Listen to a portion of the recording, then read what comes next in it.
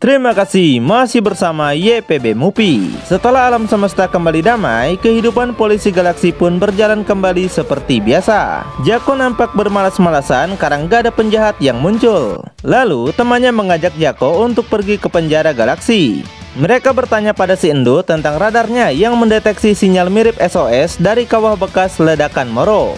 Dia ingin tahu apakah di kawah tersebut Moro dan 73 masih hidup. Namun si Endut nggak tahu mengenai itu. Si temannya pun mengira hal itu mungkin cuma gangguan sementara. Nah, di sini pun akhirnya terungkap tentang identitas 73. Si alien yang pernah jadi lawan Lord Yamcha bilang kalau 73 adalah salah satu benda yang pernah mereka curi. Awalnya 73 hanyalah robot kosong, tapi seiring waktu mereka menambahkan data dan menjadikannya sangat kuat. Oleh karena itu 73 mereka katakan tidak akan mati dengan mudah. Si Endut juga berkata polisi galaksi tidak memastikan apakah 73 telah hancur. Seketika hal itu membuat Jako dan temannya panik. Di sisi lain, tepatnya di kawah hancurnya Moro, fakta itu emang beneran terjadi, di mana 73 ternyata masih hidup dalam gumpalan kecil lalu perlahan mengembalikan kepalanya lagi. Setelah itu, Jako dan temannya datang ke tempat itu buat mastiin semuanya. Namun mereka nggak menemukan apapun. Tapi ternyata kepala 73 tadi udah disembunyiin oleh dua alien yang kemudian membawa kaburnya ke angkasa. Sedangkan Jako dan temannya menganggap dari kejahatan Moro mungkin sudah nggak ada yang tersisa. Jadi mereka pun pergi berbelanja dulu sebelum pulang. Setelah beberapa bulan kemudian, di pesawat alien kita melihat alien yang pernah menculik 73. Ternyata mereka adalah alien yang telah menciptakan OG-73 sebelum akhirnya dicuri anak buah Saganbo. Alasan mereka mengambil lagi kepala 73 karena si bos alien sangat kagum dengan kemampuan hebat 73 yang sekarang. Oleh karena itu, mereka menciptakan banyak sebok seperti 73 dan mengcopy data 73 ke semua unit. Dengan begitu, kekuatan 73 akan ada di semua robot. Si bos penjahat begitu senang nih setelah era Moro berakhir, kini dia gantianlah yang akan kuasai semesta.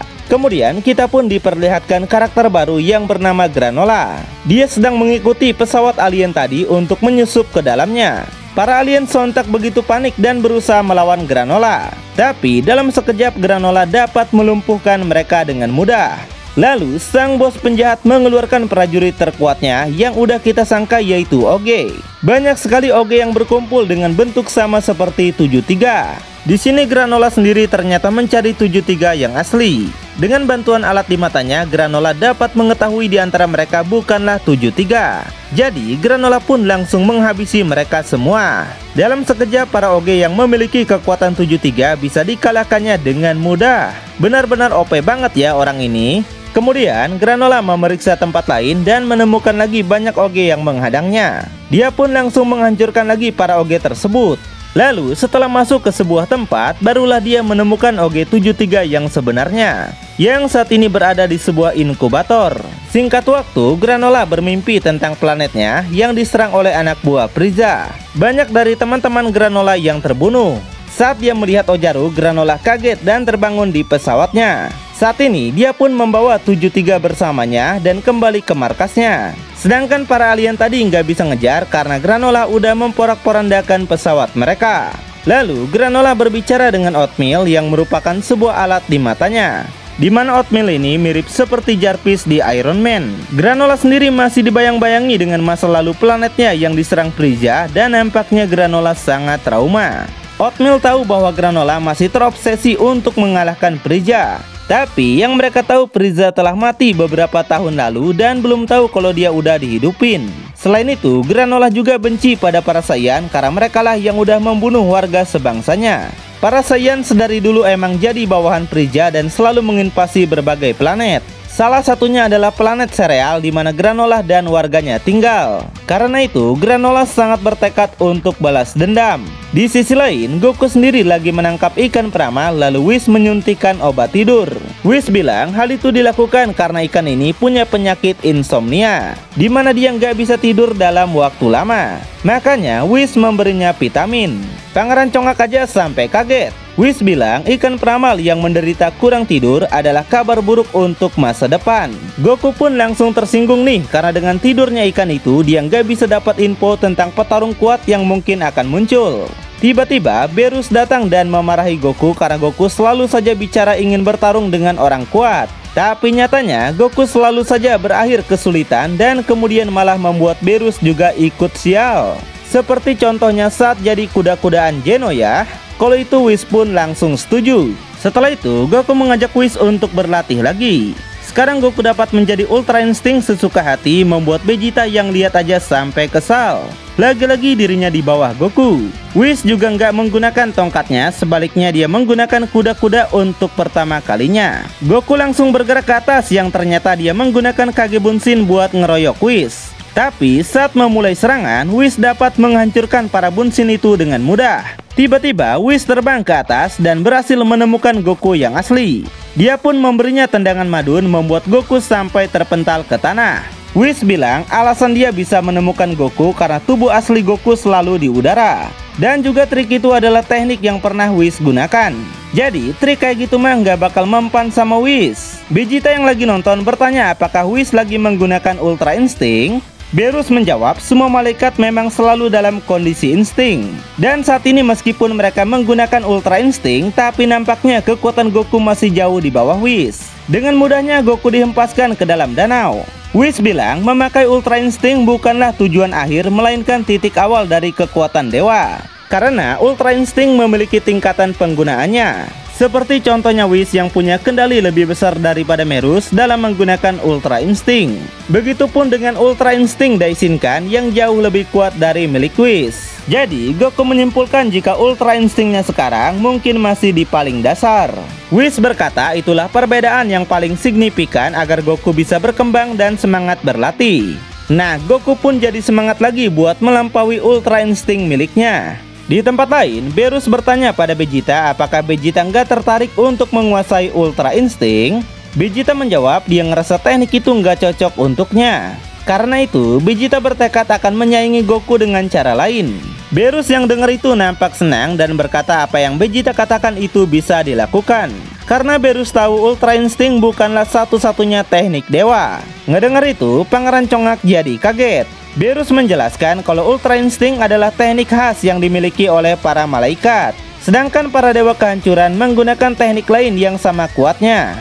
Itulah alasannya kenapa Beerus selalu bertarung dengan bertolak belakang dari Ultra Instinct. Vegeta yang penasaran bertanya apa teknik yang digunakan dewa kehancuran.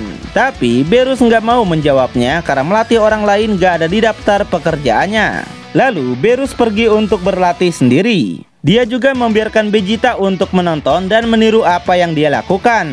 Itu pun Beerus tegaskan jika Vegeta bisa melakukannya. Pada akhirnya, Vegeta yang makin penasaran mengikuti Beerus pergi. Di sisi lain, Granola telah sampai di markas Haters. Sambil membawa 73, dia bertemu dengan temannya yang bernama Soshiru. Nah, ternyata di sini Granola akan menukarkan 73 dengan uang. Temannya yang terkesan lalu meminta Granola untuk berbagi uang hasil pertukaran 73. Tapi Granola menolak dan mengancam Soshiru akan membunuhnya. Granola pun masuk ke dalam dan bertemu dengan Elec beserta kelompoknya. Elec begitu senang karena Granola telah berhasil menyelesaikan misinya. Dan sebagai hadiahnya, dia pun memberi Granola uang yang banyak. Sebelum pergi, Granola bertanya apa yang akan dilakukan Elec pada tubuh 73. Dan menduga Elec mungkin akan membuat pasukan seperti yang dilakukan alien sebelumnya. Tapi Elec berkata dia tidak akan melakukannya. Sebaliknya, dia akan menjadikan 73 sebagai intel demi untuk menguasai semesta ini, serta menemukan Juno. Lalu, Granola menanyakan apa pekerjaan dia selanjutnya. Tapi, Elec berkata mereka nggak punya misi apapun karena saat ini mereka baru tahu jika Frigya telah dibangkitkan. Yang berarti bisnis mereka pun akan terhambat. Sontak aja dengar Frigya bangkit, Granola sangat terkejut. Dia berpikir inilah kesempatannya untuk balas dendam. Jadi Granola meminta Elec untuk ngasih tahu lokasi Frigya. Elec memintanya untuk berhenti karena Frigya yang sekarang sudah jauh lebih kuat. Meski begitu, Granola tetap bersikeras dan akan menentukan semuanya sendiri. Tiba-tiba dia dihajar oleh seseorang sampai terpental melayang jauh. Uang yang dibawanya pun sampai berserakan. Kemudian orang tersebut kembali datang menyerangnya dan mengunci pergerakannya. Dari hal itu Granola pun gak bisa berbuat apa-apa. Dan nama orang yang menyerang Granola itu adalah Gas, bukan gas LPG ya. Di sini Elec menenangkan Granola kembali dan bilang bahwa Frigya pun sangat menyulitkan bagi mereka. Jadi sebelum menyerang mereka harus membuat rencana dulu dan barulah mereka akan membantu Granola. Mendengar itu, Granola pun paham dan Elec meminta gas untuk melepaskannya. Lalu Granola pun pulang ke planetnya. Di sini Oatmeal nampak curiga dengan perkataan Elec, tapi Granola yang diselimuti dendam masih belum bisa berpikir jernih. Jadi Oatmeal meminta Granola untuk tetap tenang dan menikmati hadiah yang dia dapat. Setelah Granola pergi, Sindut bertanya pada Elec kenapa dia menyebut nama Frieza di depan Granola. Karena yang mereka tahu nama Frieza sangat dibenci oleh Granola. Nah, dan yang sebenarnya Elec lakukan bukan untuk membantu namun untuk menjebak Granola. Elec sangat khawatir dengan kekuatan Granola yang semakin lama semakin kuat. Dia takut jika kekuatan Granola akan melampaui gas. Meskipun Gas sendiri dengan sombongnya berkata kalau kekuatannya nggak bisa ditandingi. Dan rencana yang akan Elec gunakan adalah untuk membuat Granola dan Frieza bertemu. Lalu Frieza akan membereskan Granola untuk mereka. Dengan begitu musuh mereka makin sedikit bukan? Tapi hal itu nggak akan buru-buru mereka lakukan karena Elec sangat penasaran dengan isi yang ada di dalam tubuh 73. Mereka ingin segera menemukan Juno. Di sisi lain, pesawat Granola dikejar oleh Shishoru yang kini membawa banyak teman-temannya. Tidak lain niat mereka untuk merebut uang Granola. Jadi Oatmeal pun memiliki rencana dan meminta Granola untuk mendarat di asteroid. Nah, rencana yang dimaksud Granola berpura-pura untuk membagi uang itu bersama mereka dan meminta mereka untuk mengambilnya di dalam pesawatnya. Tapi setelah di dalam, mereka hanya menemukan Oatmeal yang ternyata udah menipu mereka. Sedangkan Granola ada di luar yang langsung melumpuhkan mereka semua dengan senapan. Tapi berbeda dengan yang lainnya, Granola akan membunuh Shishoru karena udah membuatnya kesal. Shishoru yang dengar itu langsung berkeringat dingin dan memutuskan untuk menyerah. Dia juga memberikan uangnya pada Granola supaya bisa dimaafkan. Akhirnya Granola pun melepaskan mereka dan merasa senang karena mendapatkan tambahan uang. Lalu Granola pun kembali pergi ke planetnya. Di sisi lain, ikan peramal yang lagi tidur mengigau dan meramalkan jika keseimbangan semesta ketujuh telah bergeser. Dia berkata satria terkuat alam semesta akan segera bangkit. Kemudian Granola yang telah sampai di planetnya disambut para alien di sana. Meskipun berbeda bentuk, para alien itu nampak ramah pada Granola. Dia pergi dulu ke sebuah toko untuk membeli beberapa makanan. Dan penjualnya pun ternyata adalah teman kakek Granola yang lalu memberikan minuman secara gratis. Granola pun beranjak pulang dan ternyata dia tinggal di sebuah gunung. Alasan Granola nggak tinggal bersama para alien karena Granola anggap kota itu dibangun oleh para haters. Jadi ceritanya 40 tahun yang lalu planet ini dihuni oleh bangsa Granola. Tapi sejak penyerangan kelompok Frieza, planet mereka menjadi hancur dan gak layak huni lagi. Namun kemudian kelompok haters datang ke planet ini dan membangun kembali kota itu. Nah, para alien dari ras Sungarian yang telah kehilangan planet mereka kemudian berkelana di angkasa. Dan mereka pun membayar banyak pada Elec untuk planet ini. Nah, karena planet ini udah menjadi rumah mereka, Granola dan kakeknya pun memutuskan untuk pindah ke gunung. Mereka sengaja melakukannya demi untuk memberi jarak kehidupan bersama yang harmonis. Selain itu, dari atas gunung ini Granola dapat melihat kembali kampung halamannya yang udah dihancurkan Saiyan.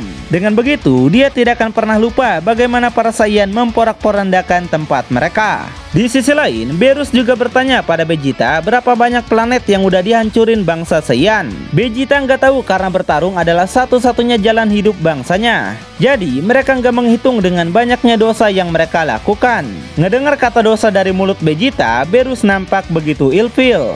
Dia pun jadinya bertanya lagi apakah punahnya bangsa Saiyan adalah sebuah takdir.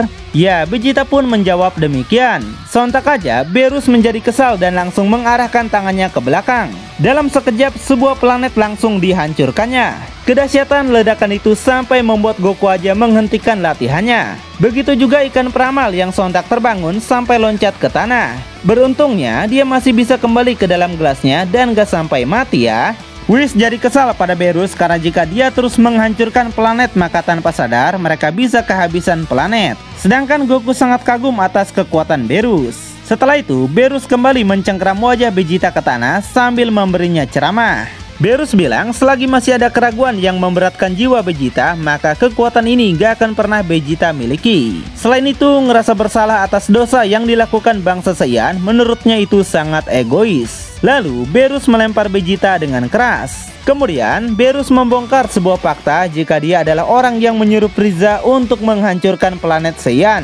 Sontak aja, Vegeta yang dengarnya sampai kaget. Jadi, Beerus tegaskan jika itu bukanlah suatu takdir. Vegeta yang marah langsung berubah menjadi SSB Evolution sampai Goku dan Whis yang gantian malah jadi penonton. Vegeta maju menyerangnya sekuat tenaga, namun semua pukulannya dapat ditahan. Meskipun dengan kekuatan terkuatnya, Vegeta nggak berkutik di hadapan Beerus. Malahan, Beeruslah yang menghajarnya dengan keras. Vegeta balik menembakkan laser cendol bertubi-tubi lalu bergerak kembali untuk menyerangnya. Tapi Beerus menghilang tiba-tiba dan muncul sambil menginjak tubuh Vegeta. Beerus menyadarkan Vegeta bahwa apa yang dilakukan Saiyan di masa lalu itu nggak ada hubungan dengannya sekarang. Selagi Vegeta masih terjebak di masa lalu, maka selamanya Vegeta nggak akan bisa berkembang melampaui titik ini. Vegeta yang masih nggak terima balik lagi melancarkan banyak serangan yang lagi-lagi dapat dihindari Beerus dengan mudah. Lalu Beerus menangkap tangan Vegeta dan menggunakan jurus andalannya yaitu Destruction. Seketika Vegeta langsung terpental jauh sampai terkapar.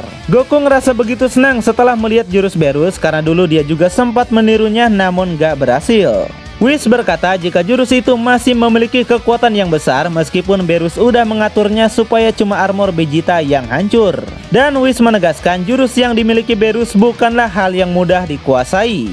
Nah, dari serangan itu Beerus ingin membuat Vegeta sadar seperti itulah cara kerja kekuatannya. Pikiran Beerus selalu tertuju pada kehancuran dan bukan apapun lagi. Karena itu dengan sombongnya Beerus berkata bahwa kekuatannya nggak memiliki batas. Beerus ngasih wejangan pada Vegeta jika Vegeta bersungguh ingin memiliki kekuatan sepertinya, maka Vegeta harus menghancurkan pikiran lain dan menciptakan ulang dirinya dari awal. Karena sebelum penciptaan akan ada kehancuran. Beerus meminta Vegeta untuk mengerti semua itu. Nah, berbeda dengan Whis yang melatih Goku dengan kelembutan, maka Beerus akan melatih Vegeta dengan kekerasan. Hal itu nggak aneh karena emang udah kodratnya sebagai malaikat dan juga dewa kehancuran, bukan? Lalu, dapatkah Vegeta menguasai kekuatan yang menyaingi Ultra Instinct? Tonton kelanjutannya di channel YPB Movie, channelnya anime masa kini.